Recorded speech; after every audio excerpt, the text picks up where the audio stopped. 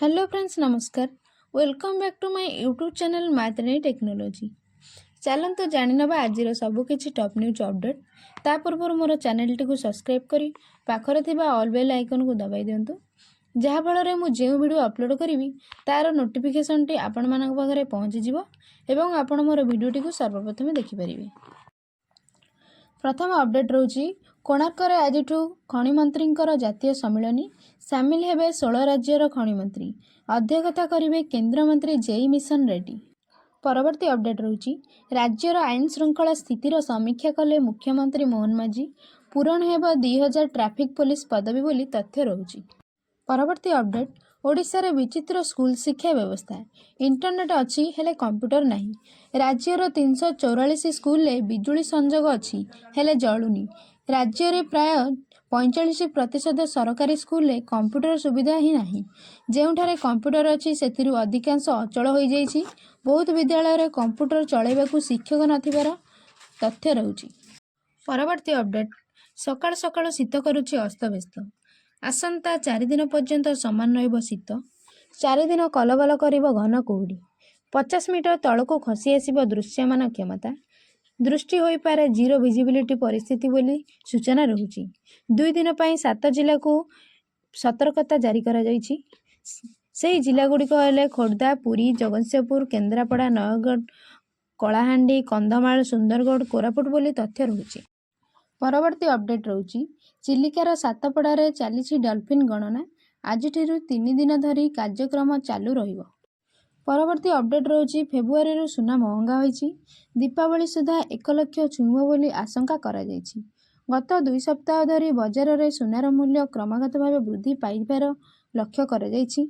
आज राजधानी नुआ दिल्ली रे 24 कैरेट सुना मूल्य 10 ग्राम प्रति 81,110 टंका थिबा बेले 22 कैरेट सुनार मूल्य 74,350 टंका थिबा लक्ष्य करा जाइछि। परवर्ती अपडेट रहुछि मुख्यमंत्रींकर बड़ घोषणा। भूमिहीन चाषी को एणिकी वर्षक 10,000 टंका मिलिबो बोली सूचना रही। दीनदयाल उपाध्याय भूमिहीन कृषि श्रमिक कल्याण योजना रे राज्यर भूमिहीन चाषी को एणिकी वार्षिक 10,000 टंका देबाकू घोषणा करिसेंती छत्तीसगढ़ सरकार। परवर्ती अपडेट रहुछि भारतर सबुठु बड़ टेलीकॉम कंपनी जियो एयर पोस्टपेड प्लान गुड़िकर मूल्य वृद्धि करिछि।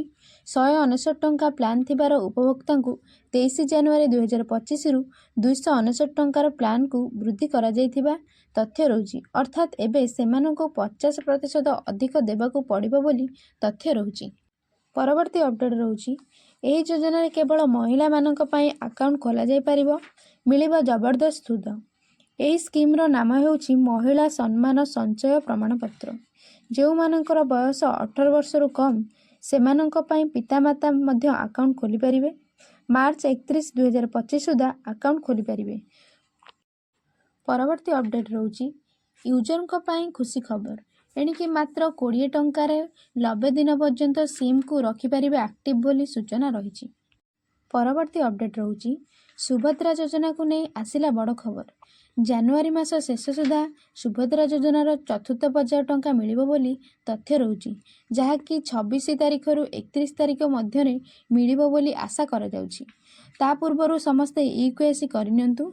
जे माने ओटीपी बेस ईकेवाईसी करिथिले सेमाननको बायोमेट्रिक ईकेवाईसी करबा पई परामर्श दिया जाइछि।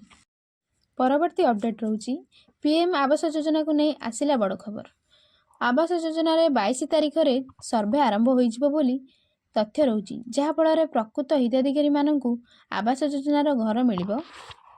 परवर्ती अपडेट रहुछि पीएम किसान योजना को लेकिन एही योजनार 19तम किस्ती 2000 टंका आपण माननकु फेब्रुआरी मास 15 तारिख भितर मिलिबो बोली आशा करा जाउछि। ता पूर्वरु समस्त ईकेवाईसी अपडेट करिनियंतु। वीडियोटी को शेष पर्यंत देखिथिबारु आपण माननकु बहुत बहुत धन्यवाद। मोर वीडियोटी को लाइक करी शेयर करिवे, जहाँ द्वारा समस्ते एही बड़ी टॉप न्यूज अपडेट जानि परिबे।